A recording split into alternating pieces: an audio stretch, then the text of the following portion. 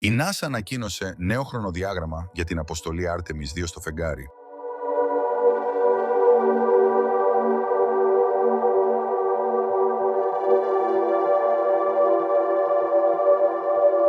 Η NASA ανακοίνωσε ότι σχεδιάζει να εκτοξεύσει την αποστολή Artemis 2 τον Φεβρουάριο του 2026, στέλνοντας 4 αστροναύτες σε ένα δεκαήμερο ταξίδι γύρω από τη σελήνη. Θα είναι το πρώτο επανδρωμένο ταξίδι πέρα από τη χαμηλή τροχιά της Γης, μετά από 50 χρόνια. Η αποστολή, δεύτερη στο πλαίσιο του φιλόδοξου προγράμματος Artemis, δεν περιλαμβάνει προσελήνωση, αλλά θεωρείται κρίσιμο δοκιμαστικό βήμα για την επιβεβαίωση της αξιοπιστίας του πυράβλου Space Launch System και της κάψουλας Orion, που θα φιλοξενήσει το πλήρωμα. Στέλεχος της NASA χαρακτήρισε την αποστολή μια ιστορική στιγμή, ενώ τόνισε ότι η ασφάλεια παραμένει η απόλυτη προτεραιότητα. Στην αποστολή θα συμμετάσχουν 3 Αμερικανοί αστροναύτες, η Reid Wiseman, Victor Glover και Christina Koch, καθώς και ο Καναδός Jeremy Hansen.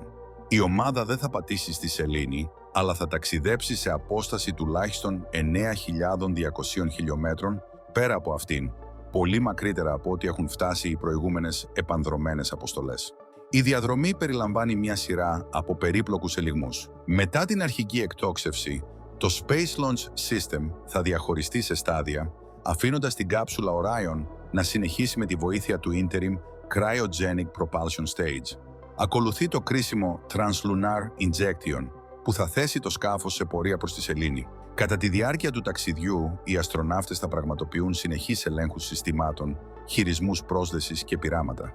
Η αποστολή θα λειτουργήσει και ως βιολογικό εργαστήριο.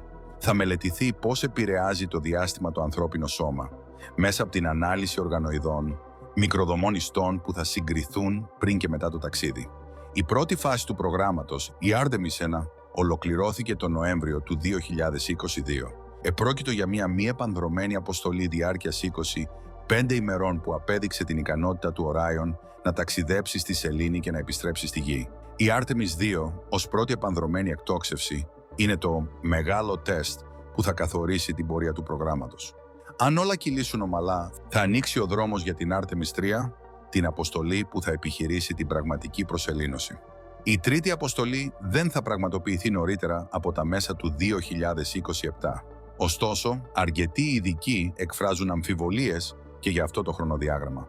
Το πρόγραμμα εξαρτάται από το Starship της SpaceX, που θα χρησιμεύσει ως σεληνάκατος.